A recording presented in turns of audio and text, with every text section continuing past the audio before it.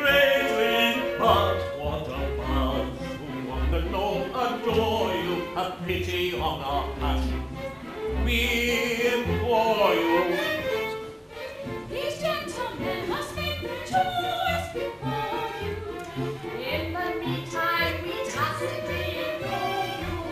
When they have chosen to gladly submit, toward us and brave, the name of your eternity, till God enjoy your society. With pleasure, nobody contradicted. For the wedding sellers are we.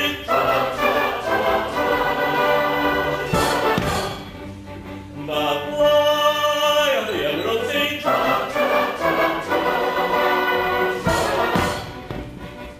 With loving and laughing and whipping and whopping, we're happy as happy can be. With loving and laughing and whipping and whopping, we're happy as happy can be.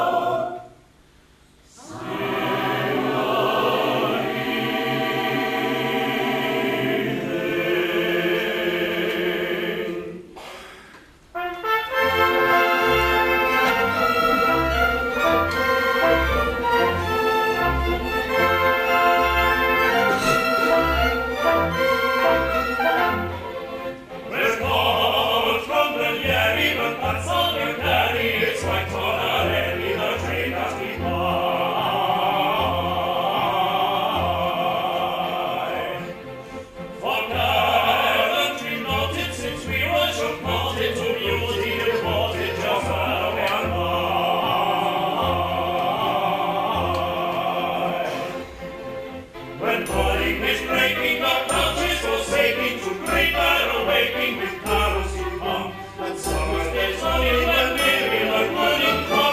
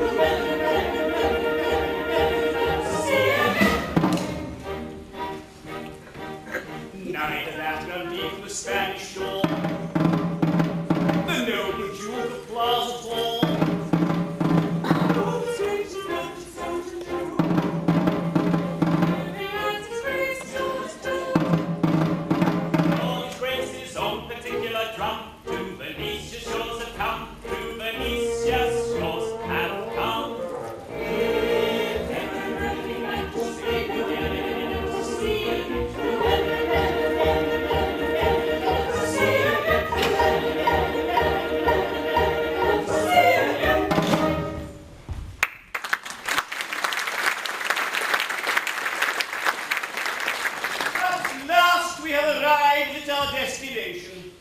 This is the Ducal Palace, and it is here that the Grand Inquisitor resides. As a Castilian hidalgo of 95 quarterings, I regret that I am unable to pay my state visit on a horse. As a Castilian hidalgo of that description, I should have preferred to ride through the streets of Venice. But owing, I presume, to an unusually wet season, the streets are in such a condition that equestrian exercise is impracticable. No matter. Sweets. Your Grace, I'm here. Why do you not do yourself the honor to kneel when you address his grace? I know it is so small and that. Still, you may as well do it. The young man seems to entertain but an imperfect appreciation of the respect due from a menial to a Castilian hidalgo. My child, you are hard upon us. Papa, I've no patience with the consumption of persons in his plebeian position. If he does not appreciate that position, then let him be whipped until he does. Let us hope the omission was not intended as a slight. I should be much hurt if I thought it was. So he.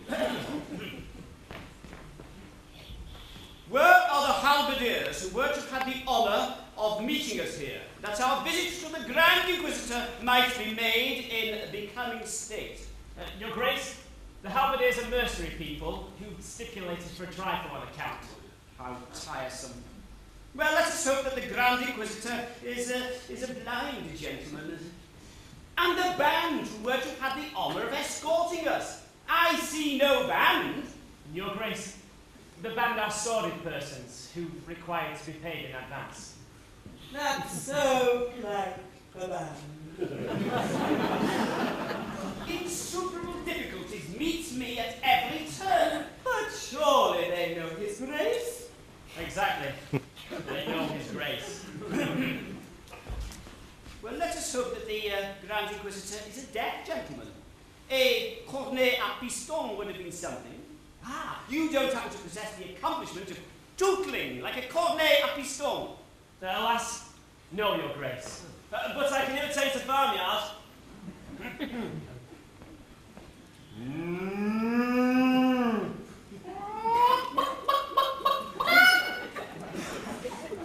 I don't see how that would help us. I don't see how we could bring it in. It would not help us in the least. We are not a parcel of graziers come to market. Don't.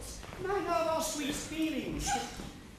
Be so good as to ring the bell and inform the Grand Inquisitor that His Grace, the Duke of Plaza Toro, Count Matadoro, Baron Picadoro, and Sweet, have arrived in Venice and seek demand an audience. Your Grace is but a command. I felt sure of it. I felt sure of it. And now, my love, shall we tell? I think so.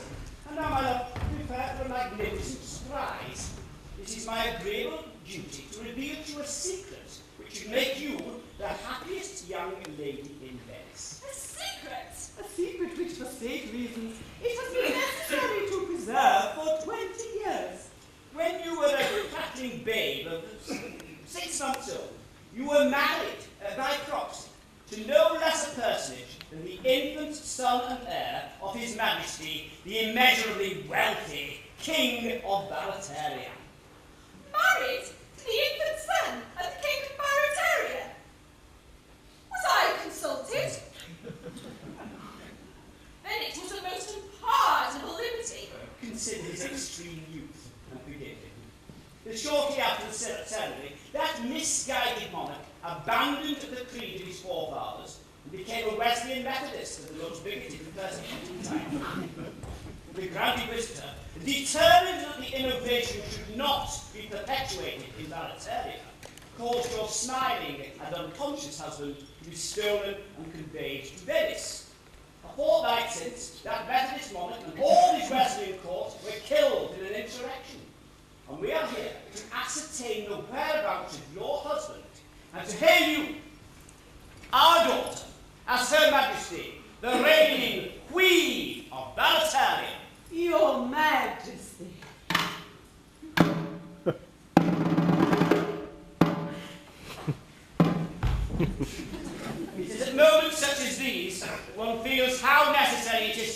travel with a full band. I, the Queen of Barataria. But I have nothing to wear. We are practically penniless. That point has not escaped thee, although I am in point of fact, in strange circumstances at present, my social influence is something enormous, and the company, to be called the Duke of Barataria Limited, is in course of formation to work me. An influential directorate has been secured, and I shall myself join the board after allotments. Am I to understand that the Queen of Barataria may be called upon at any time to witness her honoured sire in process of liquidation? The speculation is not exempt from that drawback. If your father should stop, it will of course be necessary to wind him up. But it's so undignified, it's so degrading.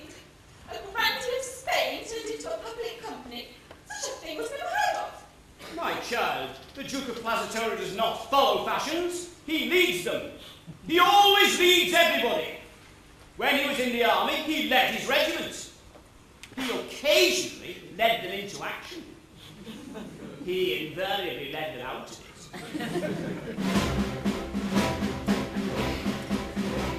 In enterprise of martial kind, when there was any fighting, he led his regiment from behind, he found it less exciting. But when awaited his regiment around his places at the fore, that celebrates, cultivates, and rating over the Duke of Barataria.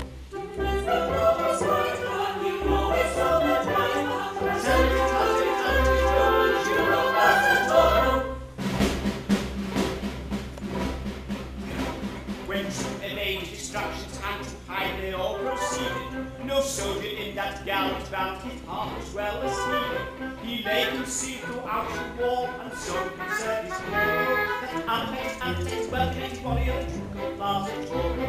He never doubted thee, you always looked at me, that antes well-connected body of the Duke of Barataria.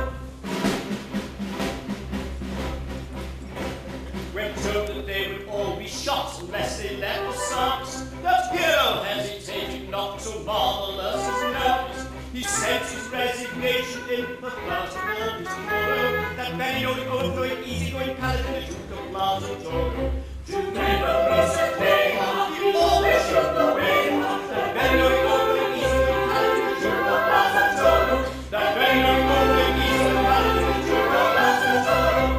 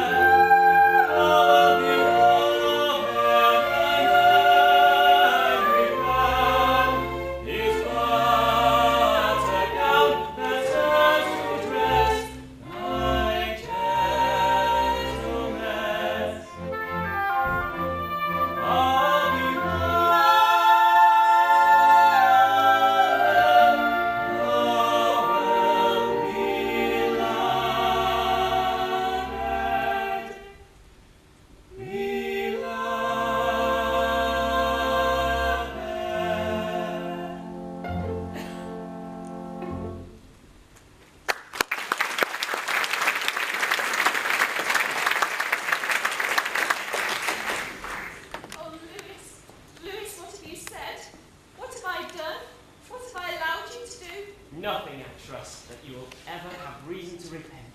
Nay, Lewis, it may not be. I've embraced you for the last time.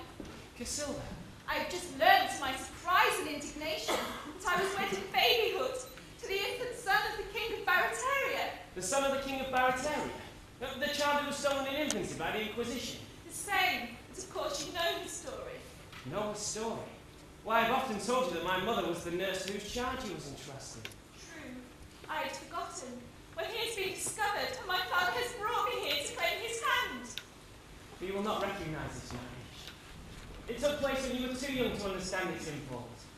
Nay, Lewis, respect my principles, and cease to torture me with vain entreaties. Henceforth, my life is another. But stay. The present and the future, they are another's. The past, that at least is ours, and none can take it from us. As we may revel in naught else, let us revel in that. I don't think I grasp your meaning. Yet it is logical enough. You say you ceased to love me. I say I may not love you. Ah, but you do not say you did not love me. I loved you with a frenzy that words are powerless to express, and that but 10 brief minutes since. Exactly. My own, that is until 10 minutes since, my own. My lately loved, my recently adored. Tell me that, say until a quarter of an hour ago, I was all in all to thee. I see your idea, it's ingenious, but don't do that. There can be no harm in reveling in the past. None whatever, that an embrace cannot be taken to act retrospectively. Perhaps not.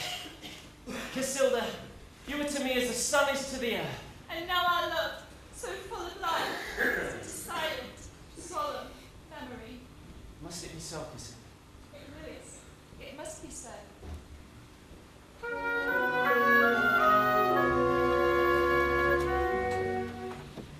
There was a time forever gone, how woe is me. It was no crime to love but thee alone, how woe is me. One heart,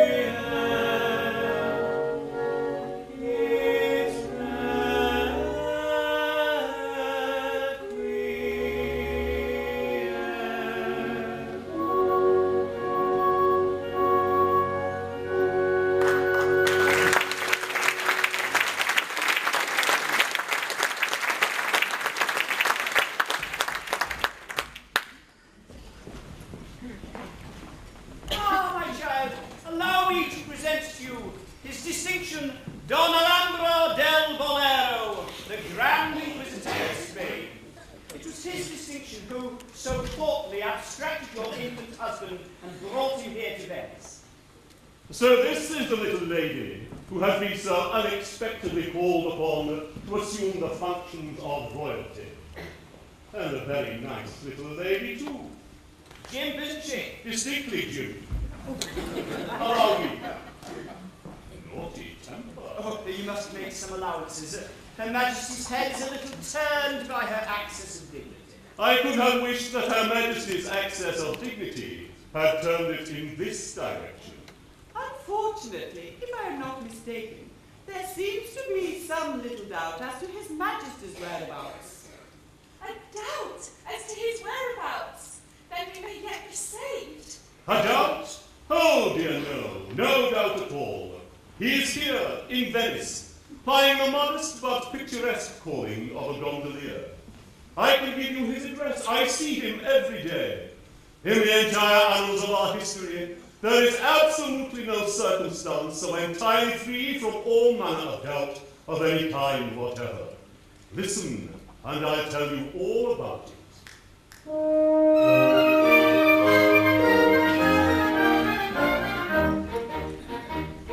I stole the prince and I brought him here and left him gaily prattling with a highly respectable gondolier who promised the royal babe to rear and teach him the trade of time on ear with his own beloved rattling.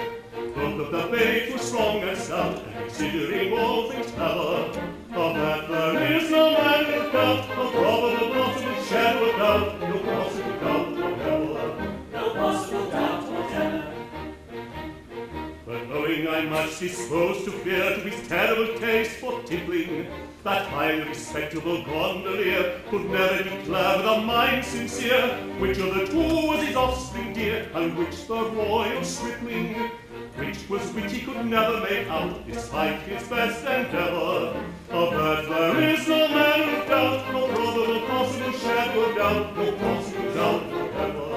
No possible doubt whatever. I'm said, and when at the end of the year I swore that infant cherished, that highly respectable gondolier was lying a corpse on his humble bier, I brought the grand inquisitor's cheer.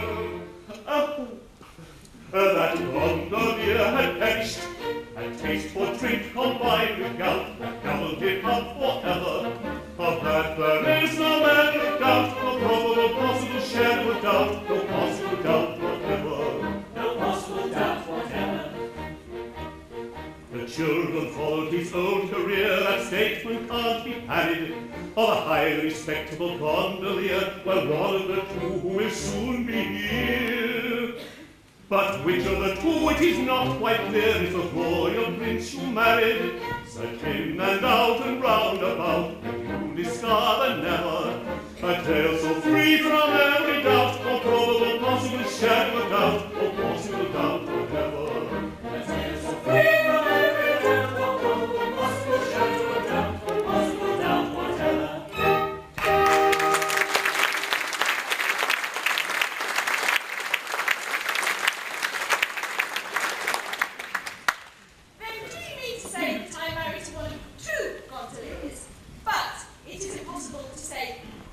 Without any doubt of any kind whatever.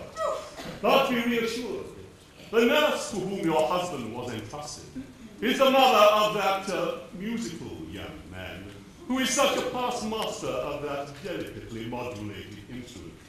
She can, no doubt, establish the king's identity beyond all question. Heavens, how do you know that? My young friend, a grand inquisitor is always up to date. His mother is at present the wife of a highly respectable and old-established brigand who carries on an extensive practice in the mountains around Cordova. Accompanied by two of my emissaries, he will set off at once for his mother's address.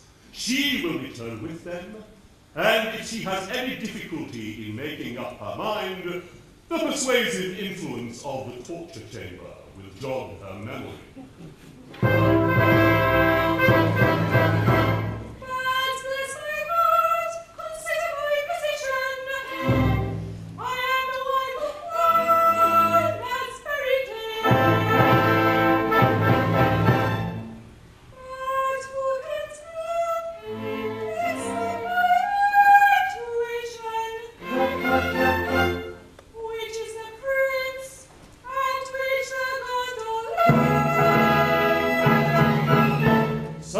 to fate without unseemly wrangle.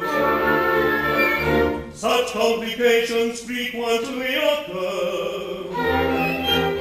Life is one closely complicated tangle. Death is the only true unraveler. I be like concrete and never strays out of my stand of stay. Why should we in vain travel, guess and guess and guess again? Life's a pudding full of clouds. Guess and think of heaven knows.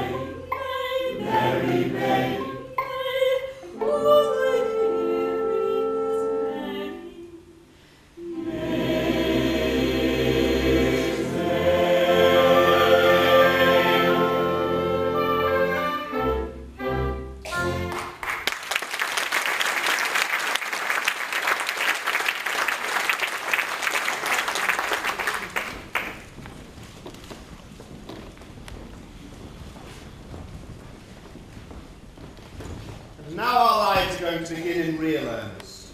What's a bachelor? A mere nothing. He's a chrysalis. He can't be said to live.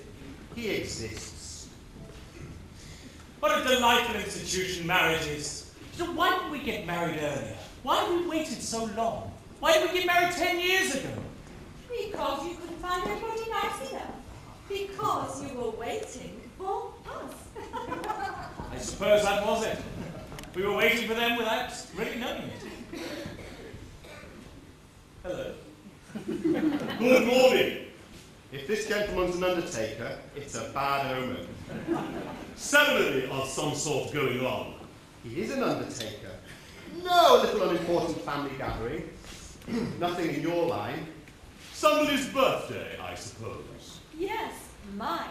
And mine. And mine. And mine. A curious coincidence. And how old may you all be?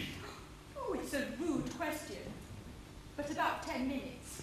Remarkably fine children. But surely you're jesting. Oh, in other words, we were married about 10 minutes since. Married? You don't mean to say you are married. Oh yes, we are married. What, both of you? All four of us. Bless my heart, how extremely awkward. You don't mind, I suppose? You were not thinking of either of us for yourself, I presume. Oh, Giuseppe, look at him. He was. He's heartbroken. No, I wasn't. Now, my man, we don't want anything in your line today, and if your curiosity is satisfied, you can go. You mustn't call me your man. It's a liberty. I don't think you know who I am. Not we, indeed. We are jolly Gondoliers, the sons of Battisto Palmieri, who led the last revolution. Republicans, heart and soul, we hold all men to be equal. As we abhor oppression, we abhor kings. As we detest vainglory, we detest rank. As we despise effeminacy, we despise wealth. We are Venetian Gondoliers, your equals in everything, except our calling. And in that at once your masters and your servants. Bless my heart, how unfortunate. One of you may be Baptisto's son for anything I know to the contrary, but the other is no less a personage than the only son of the late king of Barataria. What? And I trust it was that one who slapped me on the shoulder and called me his man. What brothers? Which is it? What does it matter? As you are both Republicans and hold kings in detestation, you will abdicate at once. Good morning. Well, after that, of course, there are kings and kings. When I say I detest kings, I mean I detest bad kings. I see. It's a delicate distinction. Quite so. I can conceive a kind of king, an ideal king. A creature of my fancy, you know, who would be absolutely unobjectionable. A king, for instance, who would abolish taxes and make everything cheap, except gondolas.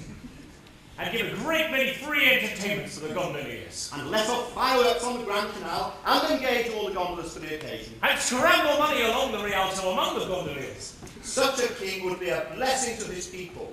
And if I were a king, that is the sort of king I would be. And so would I. Come, I'm glad to find your objections are not insuperable. Oh, they're not insuperable. No, they're not insuperable. Besides, we are open to conviction. Yes, they are open to conviction. Oh, yes, they've often been convicted.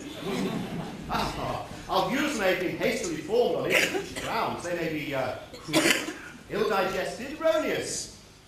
Besides, I have a very poor opinion of a politician who is not open to conviction. Ooh, he's a fine fellow. Yes, that's the sort of politician for my money. Then we'll consider it settled. Now, as the country is in a state of insurrection, it is absolutely necessary that you should assume the reins of government at once. And, until it is ascertained which of you is to be king, I have arranged that you will reign jointly, so that no question can arise hereafter as to the validity of any of your acts. As one individual? As one individual. Like this? Something like that. And can we take our friends with us? and give them places among the court? Undoubtedly, that's always done. Well, I'm convinced. So am I. Then the sooner we're off, the better. Yes, we'll just go home and pack up a few things. Stop! Stop! That won't do at all. Ladies are not admitted. What? Not admitted. Not at first. Afterwards, perhaps, we'll see. Why, you don't mean to say you're going to separate us from our wives? Oh, this is very awkward. Only for a time. A few months. After all, what is a few months? But we've only been married half an hour.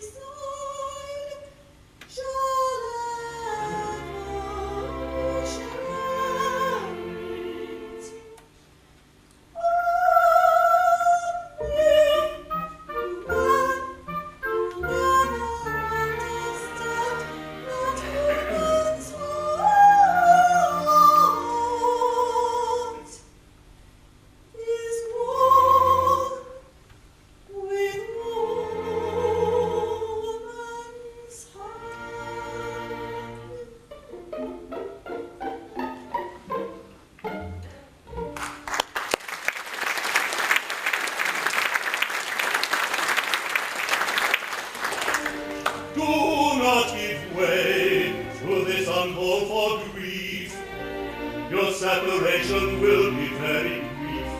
To ascertain which is the king and which he other. To Barataria's court I bring his foster mother. Her former nursling to declare she be delighted. That settled, that it had prepared it reunited. Viva! His argument is strong! Viva! Will not be parted long! Viva! It will be settled soon! Viva! Then comes the honeymoon! Viva! Viva! Viva!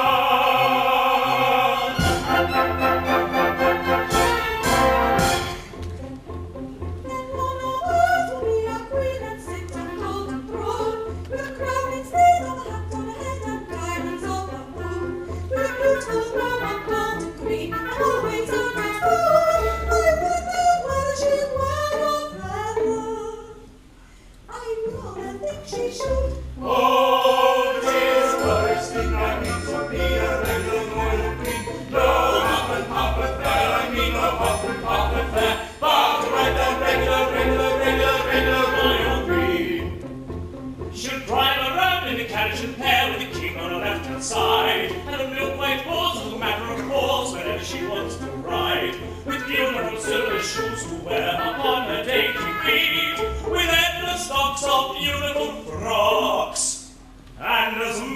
once a week. Oh, 'tis a glorious thing, I mean, to be a regular royal queen. No hop and hop affair, I mean no hop and hop affair, but a regular royal queen.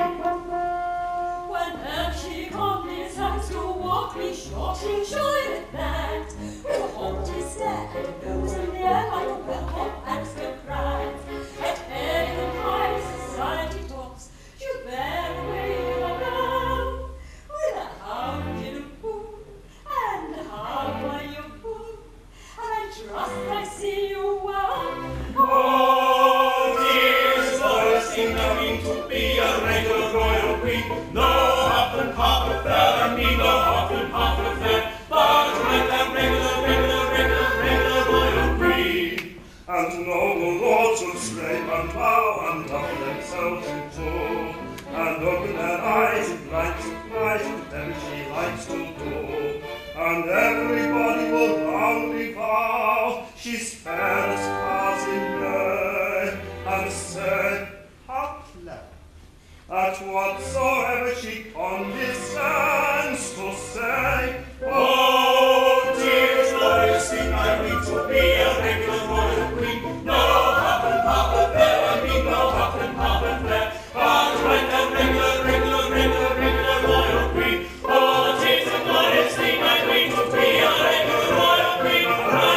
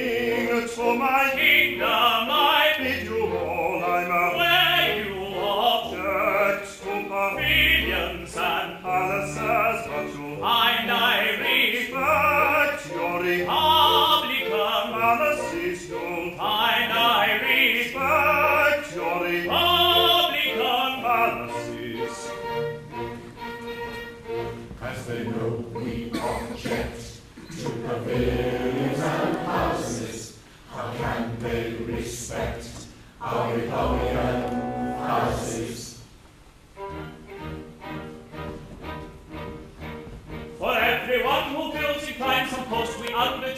royal congenial with his frame of mind, and all shall equal be. The Chancellor in his baroque, the Earl, the Marquis, and the Duke, the Groom, the Butler, and the Cook, they all shall equal be. The aristocrat who banks with cooks, the aristocrat who humps and shoots, the aristocrat who cleans the books, they all shall equal be. The noble lord who rules the state, the noble lord who cleans the plates, the noble lord who scrubs the gate, they all shall equal be. The Lord High Bishop of the dogs, the Lord High Coachman on the box, the Lord High Vagabond in the stocks, they all shall equal be. For everyone who feels in crimes and boasts, we undertake to find congenial with his frame of mind, congenial with his frame of mind, and all shall equal be. Sing high, sing low, wherever they go. Sing high, sing low, wherever they go. Wherever they go, wherever they go, they all shall equal be. Sing high, sing low, wherever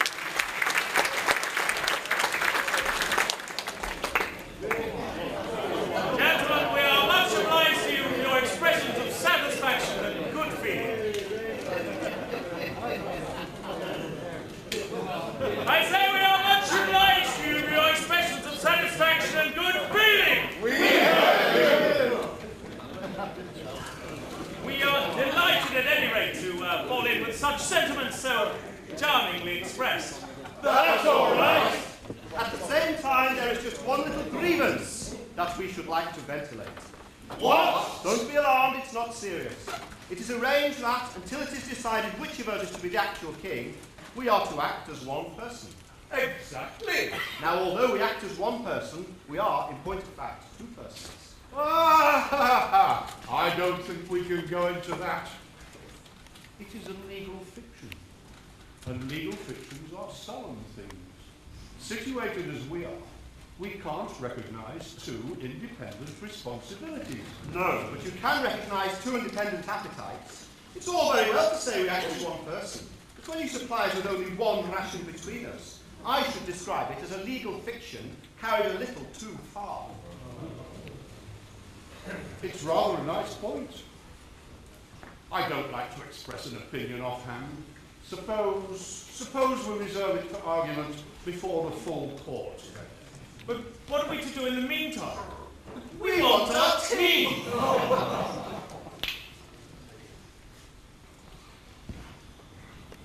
I think we may be able to make an interim order for double rations, on their Majesties entering into the usual undertaking to indemnify in case of an adverse decision. But I think we'll meet the case. You must work hard and stick to it. Nothing like work. Oh, certainly. We quite understand that a man who holds a magnificent position of king should do something to justify it. We are called Your Majesty. We are allowed to buy ourselves magnificent clothes. Our subjects frequently nod to us in the streets. The sentries always return our salutes. And we enjoy the inestimable privilege of heading a subscription list to all the principal charities. In return for these advantages, the least we can do is make ourselves useful about the palace.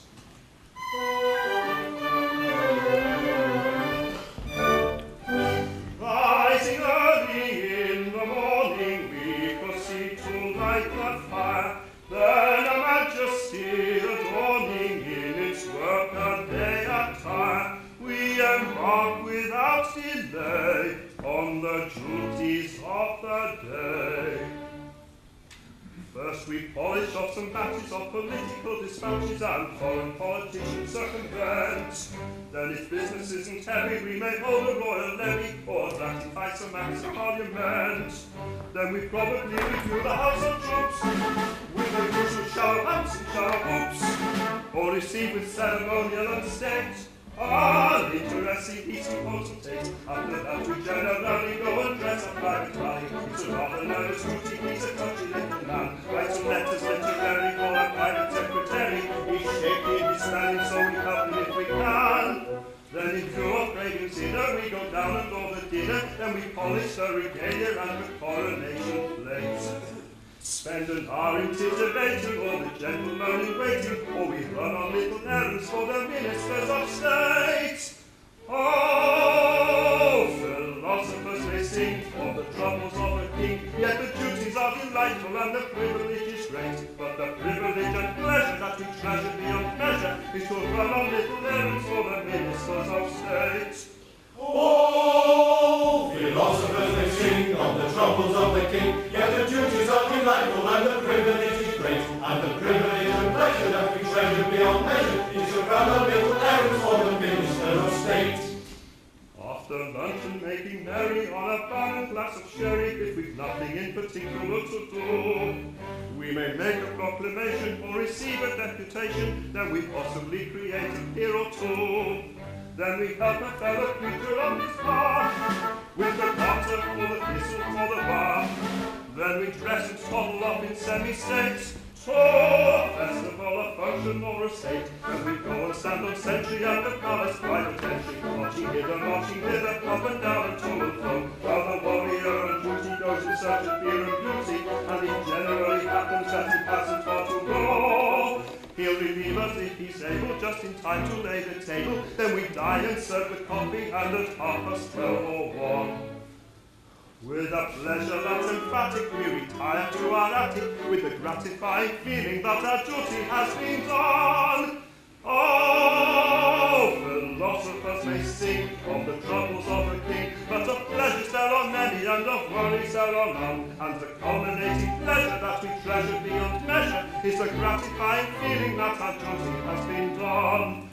Oh, philosophers may sing of the troubles of a king, but of pleasures there are many, and of worries there are none. And the culminating pleasure that we treasure beyond measure is the gratifying feeling that our duty has been done.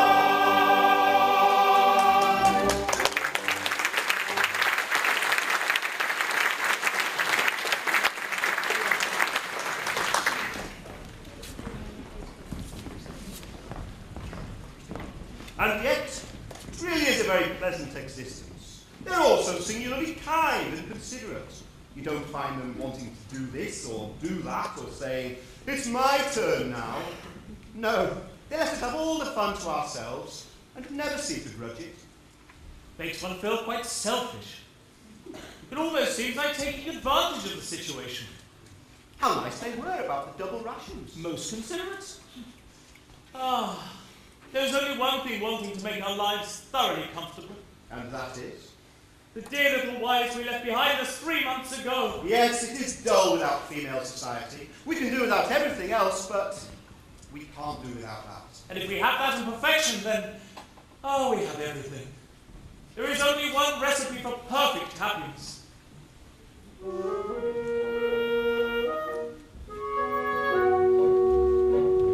Take a pair of sparkling eyes, you never and anon, in a thousand falling cliffs. Do not keep them unsurprised, having passed the Rubicon. Take a pair of rosy lips. Take a fever dreaming plan, such as admiration wears. Be particular in this. Take a tender little hand, filled with dainty fingerets. Press it in parentheses. Take all these, you lucky man. Take and keep them if you can. If you can, take all these, you lucky man. Take and keep them if you can.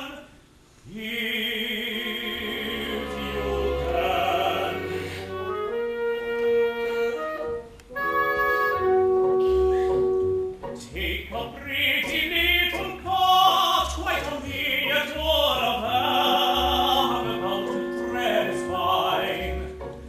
Finely sheet upon the spot, with the treasures rich and rare, I can tell us to define. Live to love and love to live, you will ripen at your ease, growing on the sunny side.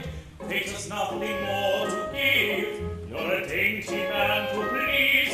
If you're not satisfied,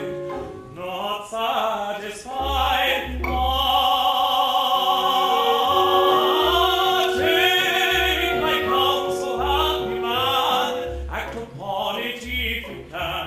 If you can, take my counsel, happy man, act upon it if you can. If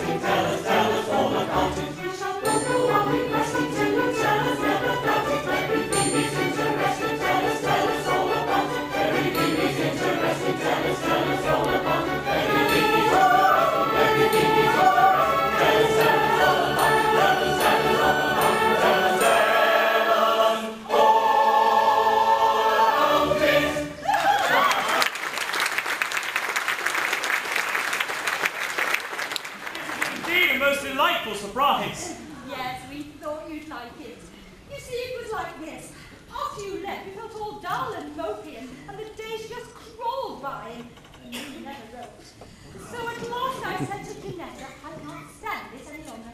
Those two poor monks haven't got anybody to mend their stockings, or sew up their buttons, or patch their clothes. At least I hope they haven't. Let's all pack up a change and go and see how they're getting on. And she sat down. And they all sat down. And so we asked Lord Jacopo to lend us his boat, and he sat down, and then we crossed the sea, and thank goodness that's done. And here we all are, and tonight. And now, which of you is king? Ooh, and which of us is queen? Ah, that you shan't know until nurse turns up. But never mind that. The question is, how shall we celebrate the commencement of our honeymoon? Gentlemen, will you allow us to offer you a magnificent banquet? We will! Thanks very much. And ladies, what do you say to a dance? Oh, a banquet and a dance? Oh, it's too much happiness.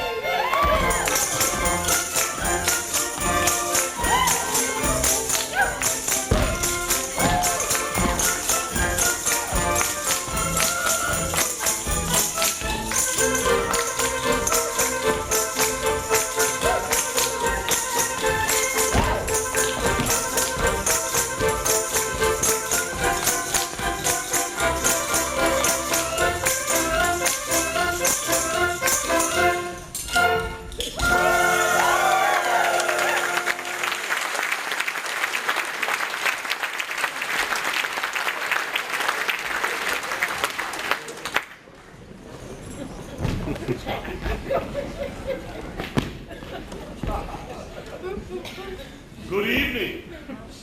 Fancy ball. No, not exactly. A little friendly dance, that's all. Sorry you're late. But I saw a groom dancing, and a footman. Ah, yes, that's the Lord High Footman. And, dear me, a common little drummer boy. Oh no, that's the Lord High Drummer Boy. But surely the servants' hall is the place for these gentry. Oh dear no. We appropriated the servants' hall. It's the royal apartment, and accessible only by tickets obtainable from the Lord Chamberlain's office. We really must get someplace we can call our own. I'm afraid I'm not quite equal to the intellectual pressure of the conversation. You see, the monarchy has been remodelled on republican principles. What? All departments rank equally, and everybody is at the head of his department. I see. I'm afraid you're annoyed. No, I won't say that. It's not quite what I expected. I'm awfully sorry. So am I. By the by, can I offer you anything after your voyage? A plate of macaroni and a rusk? No, nothing. Obliged to be careful? Yes, gout. You see, in every court there are distinctions that must be observed. There are there? Why, of course. For instance, you wouldn't have a Lord High Chancellor play leapfrog with his own cook. Why not? Why not? Because a Lord High Chancellor is a personage of great dignity, who should never, under any circumstances, place himself in the position of being told to tuck in his tuppenny, except by a nobleman of his own rank. A Lord High Archbishop, for instance, might tell a Lord High Chancellor to tuck in his tuppenny. But certainly not a cook, gentlemen. Certainly not a cook. Not even a Lord High Cook. My good friend, that is a rank that is not recognized at the Chamberlain's office. But I... No, it won't do. I'll give you an instance in which the experiment is tried.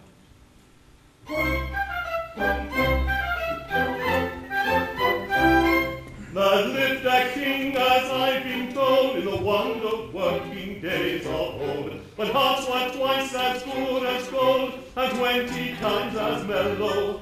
Good temper triumphed in his face, and in his heart he found a place for all the erring human race, and every wretched fellow. When he had reddish wine to drink, it made him very sad to think that summer junket or as gin must be content with toddy. With toddy, must be content with toddy. He wished all men as rich as he, and he was rich as rich could be. So to the top of every tree promoted everybody. Now that's the kind of king for me. He wished all men as rich as he. So to the top of every tree promoted everybody. Lord Chancellors were cheap as sprats, and bishops in the shovel hats were plentiful as tabby cats, in point of fact too many. Ambassadors dropped out like hay, prime ministers and such as they, who like asparagus in May, and dukes were 3 a penny.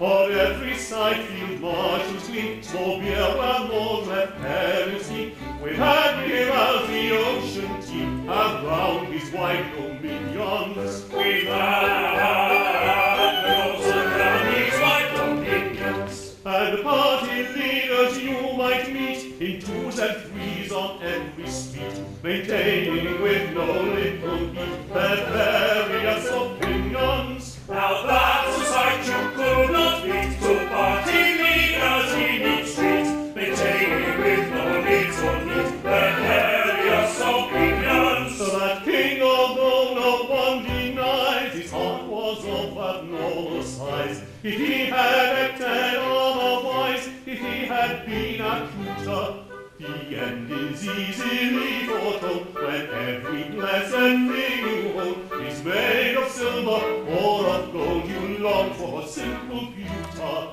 when you have nothing else to wear but cloth of gold or satin's rare. From cloth of gold you cease to care, up goes the price of shoddy. Of shoddy, up goes the price of shoddy. Hail short whoever you may be, to this conclusion you like be, when everyone is somebody, then no one's anybody. Now that's as plain can be, to this conclusion we agree. When everyone is somebody, then no one's anybody.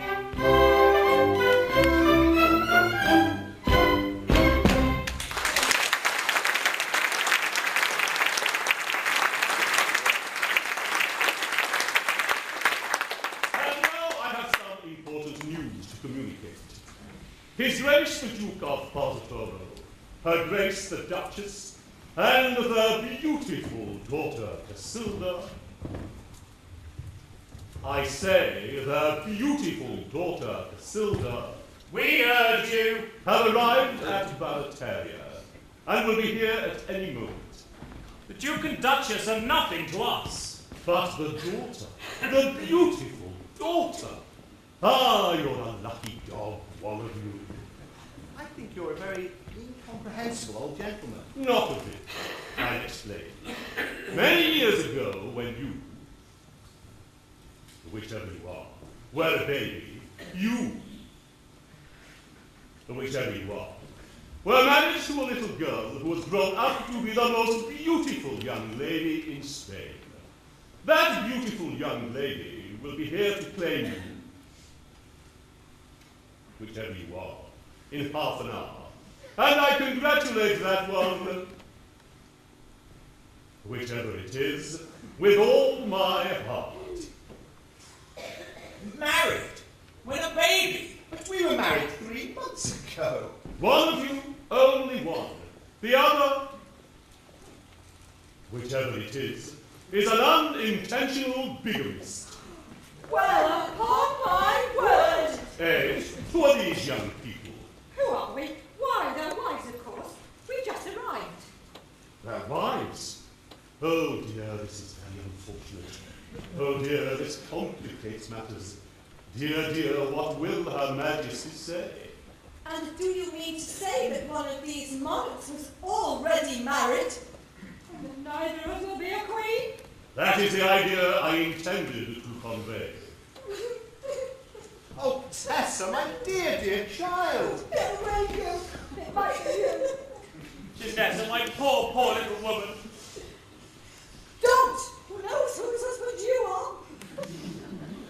And pray, why didn't you tell them all about it before they left Venice? Because if I had, no earthly temptation would have induced these gentlemen to leave to such extremely fascinating and utterly irresistible little ladies. There's something in there. I may mention you will not be kept long in suspense, as the old lady who nursed the royal child is at present waiting for me to interview her. Poor old girl. Hadn't you better go and put her out of her suspense? Oh, no, there's no hurry. She's all right. She has all the illustrated papers. However, I'll go and interrogate her. And in the meantime, may I suggest the absolute propriety of your regarding yourselves as, single young ladies. Good evening.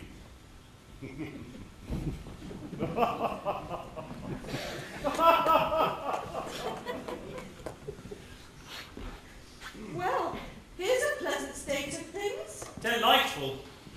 One of us is married to 2 young ladies, and nobody knows which. And the other's married to 1 young lady, and nobody can identify. And one of us is married to one of you, and the other is married to nobody.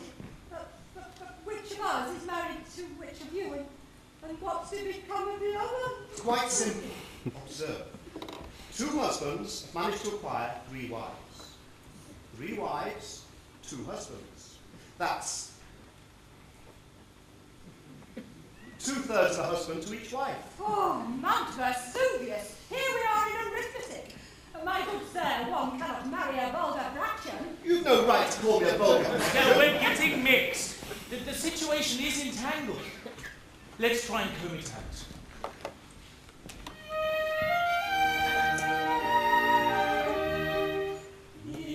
In a contemplative fashion, and a tranquil frame of mind, free from every kind of passion, some solution let us find. Let us grasp the situation, solve the complicated plot. Quiet, calmly liberation, disentangles every want. Don't just let me bear to let you teach the spice of love. These drawn from the heads of the reason Free I have written to the passion that is sweet, these articulations, that is stories of dear. Ginetta, I was mated, I could roll it in a trice. Though her charms are overrated, still I own she's rather nice. I took Tessa willy-nilly all at once as it fell. She is what is called a silly, still she answers pretty well. She's a silly, still she answers pretty well. Now when we were pretty babies, someone married us, that's clear. People not a lady now is to receive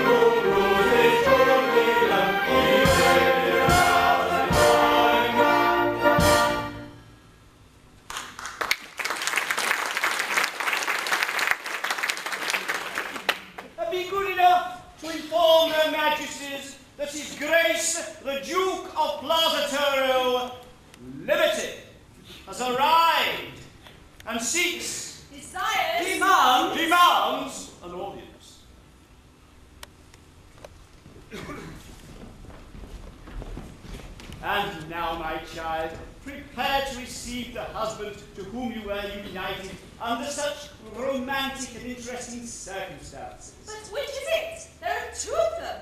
It is true that at present His Majesty is a double gentleman, but as soon as the circumstances of his marriage are ascertained, he will ipso facto boil down to a single gentleman, thus presenting a unique example of an individual who becomes a single man and a married man by the same operation. I have known instances in which the characteristics of both conditions existed concurrently in the same individual. Ah, he couldn't have been a Barataria.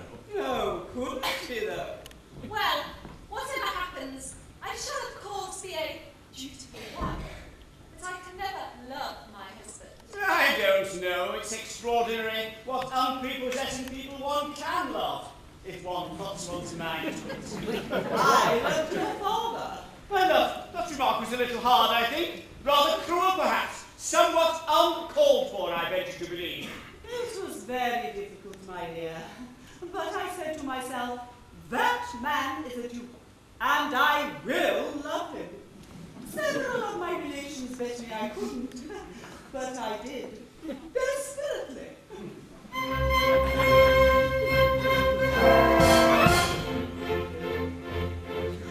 On the day when I was wed to your I acknowledged that I regretted and devotion of my time. I was overcome with panic, for his temper was volcanic, and I didn't really vote, or I really won the vote. I was always ready for his story was intent. His life of popularity was completely invented, and the will you know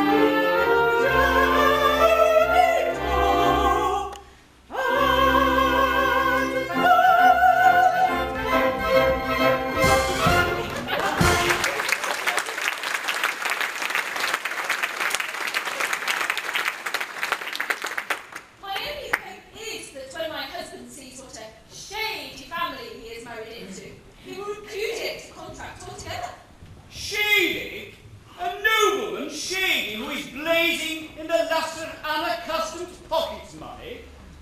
A nobleman shady who can look back upon 95 quarterings. It is not every nobleman who is 95 quarters in arrear, and who can look back upon 95 of them. And this, just as I was floated at a premium. Oh, fie!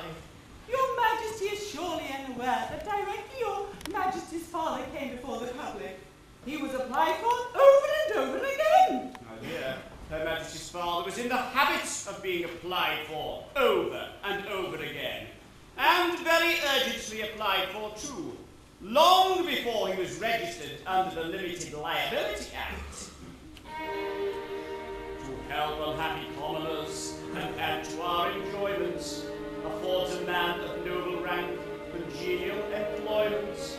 Of our attempts we offer you examples illustrative. The work is light, and I may add, it's most remunerative.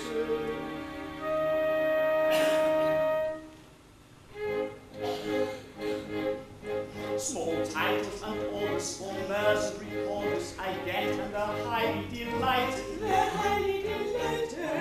MPs, baroneted, champers, gazetted, and second-rate aldermen knighted. Yes, aldermen knighted. Foundation stone laid, it on my very pain, it adds a large sum to my making. Large sum to his making. At charity dinners, the best speech fillers, I get 10% on the takings. 1/10 of the takings. I present to the ladies condemnation of sacking your dreadful propriety. Doubtful propriety. When Belgium and Russia, I take your culture and culture in first-rate society. First-rate society. I recommend acres of clumsiness rings and theatre finishing touches. The finishing touches. A sounding addition they made for permission to say that they make for the Duchess. They make for the Duchess. Those pressing purveyors, the ready-made tailors, quote me as the great double barrel. The great double barrel. I allow them to do so, though Robinson Crusoe would giblet the wearing apparel. Such wearing apparel. I sit by selection upon the direction of several companies' bubble. All companies bubble. As soon as they're floated, I'm freely banknoted, I'm pretty well paid for my trouble. He's paid for his trouble. At intervals, parties I play and take note, and I by no means a beginner. She's not a beginner. To one of my station, the remuneration, my pin is a night at my dinner. Wine with a women. I write letters later, on medicines later, and Judas and the other you must Leave me through muscles. And now when election he finds information, but somebody says she doesn't. It certainly doesn't. We're rentiest witness to anyone's fitness to fill any place of preferment. Our place of preferment. We're often in waiting, yet junket or fating, and sometimes at our interment. We enjoy and interment. It shows you simple, but small, but simple, but simple, and cinch your conscience. Or would we get better, you can't do better, than to for a Duchess. A Jew. Or a Duchess.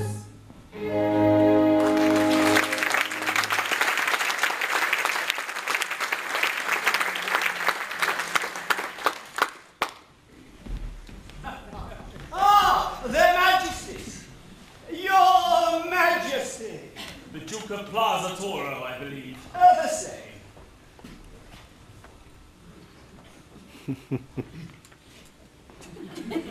Allow me here to present The young lady wanted us married. Ah.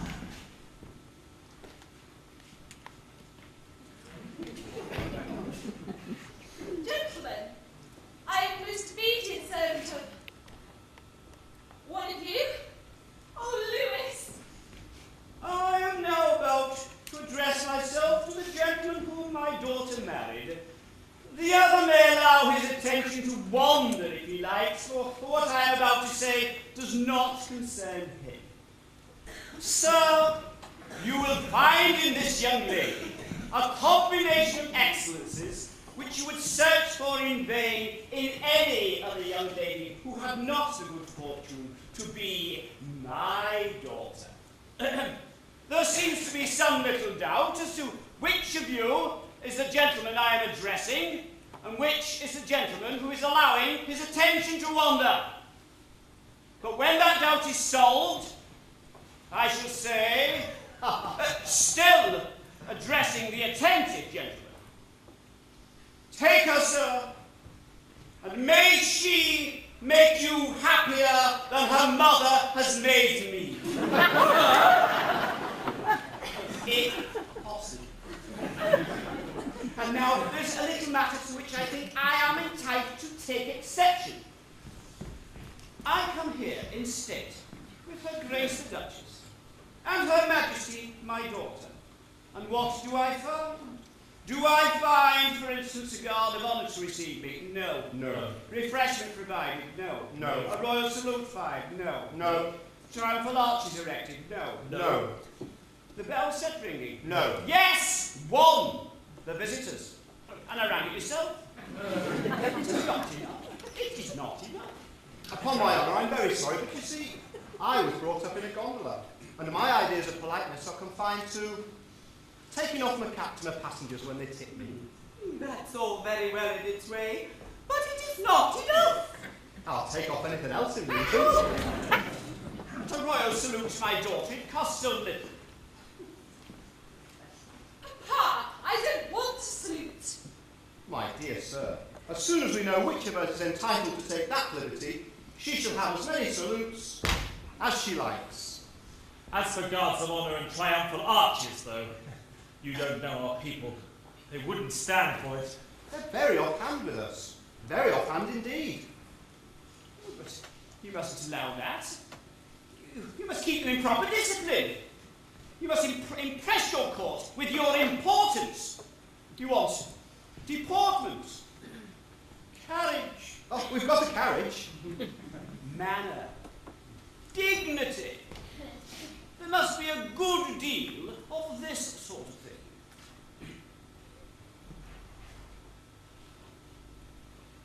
Ah, good day.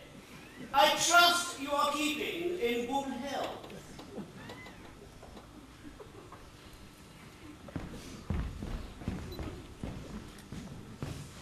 I do. I'm sorry.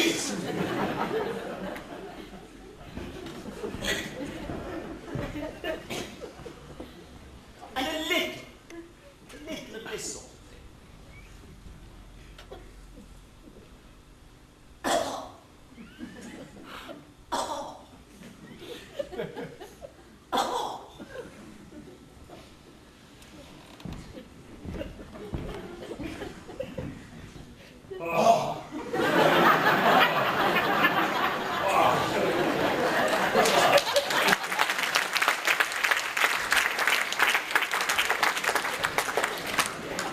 And perhaps just a sousa. Oh, what song? And I thought it was that you just missed.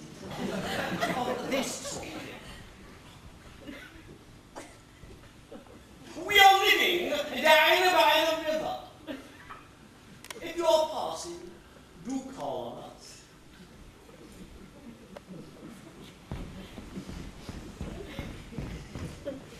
We're living next at Cut. If that's passing, drop in. What he said? Oh, it's very useful and most effective. Just attention me. You are a king. I am a subject. Very good.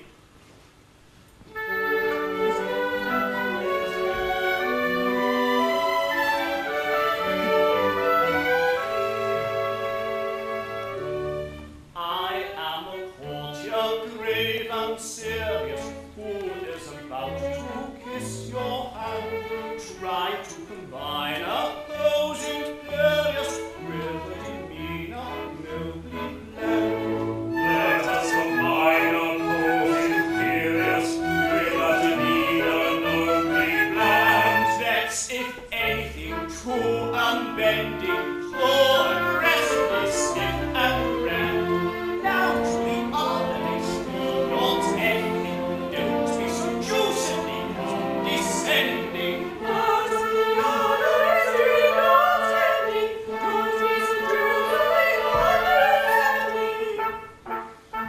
or how to please some nobleman seem, at once if anything to one bending, or we go to the other extreme, to confound the condescending.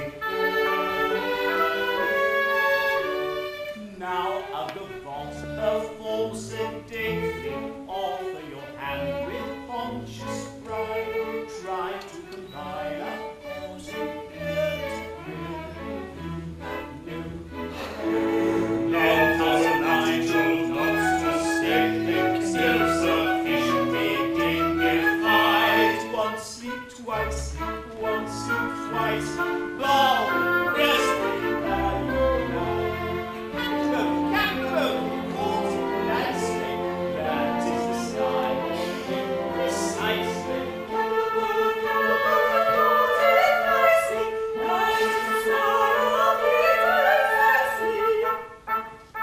A sweet straw and a nobleman's praise, Captain brought it nicely, supposing he's right in what he says. This is the style of being precisely.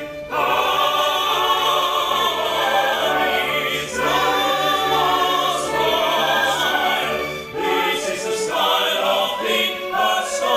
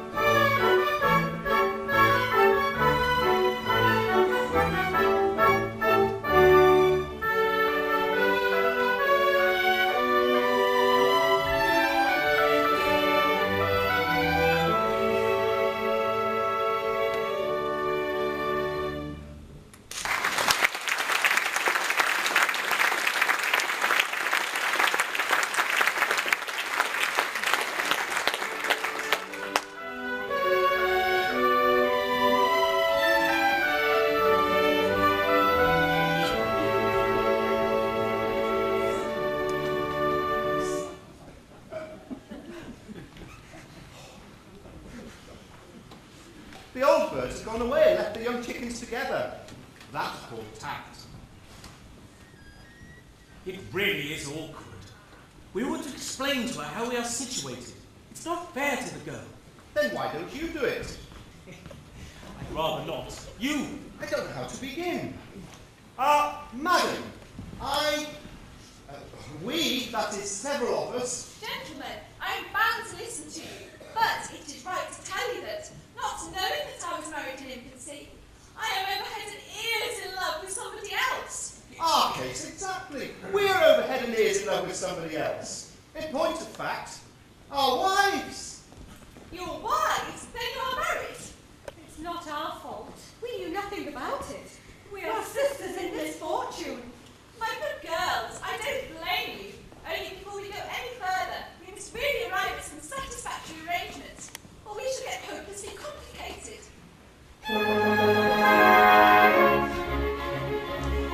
It's unprecedented, you give the papers up, and since times the stars connected, knows all against their heart. I may be sent to have been bisected by a profound catastrophe. Through a calamity unexpected and invisible into three. I may be sent to have been bisected.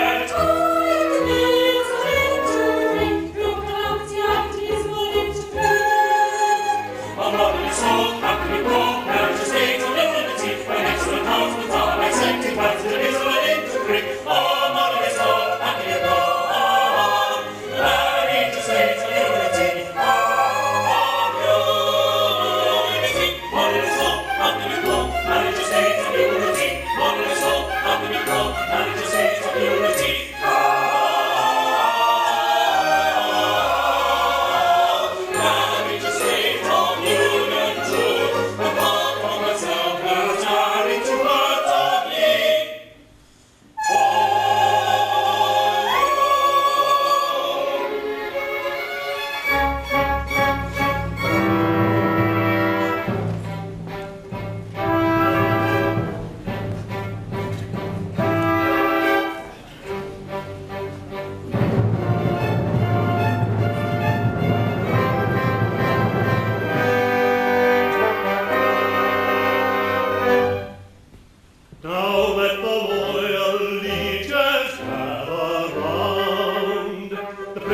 his foster mother has been found.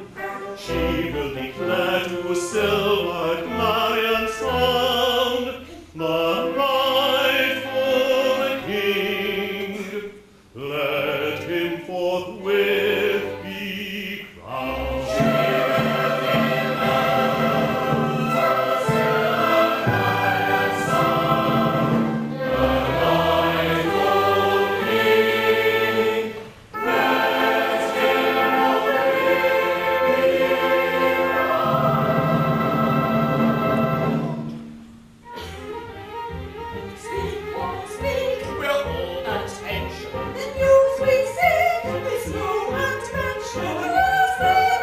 His foster mother, Is he the king? Oh, this my brother. Sweet on the snake, sweet on the snake. The royal prince was by the king entrusted to my fond care. Ere I grew old and trusted, when traitors came to steal his son reputed, my own small boy I deadly substituted. The villains fell into the trap completely. I hid the prince away, still sleeping sweetly. I called him son with pardonable slyness. His name, Louis. Behold, his royal highness.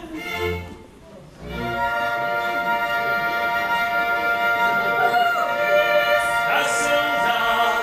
Is this indeed the king? Our wondrous revolution. All one is exiting from our situation. This statement we receive with sentiments conflicting, our outrages and grave, each other contradicting. To those whom we adore, we can be reunited. On one point rather sore, but on the whole delighted. When others claimed thy dainty hand, I waited, waited, waited,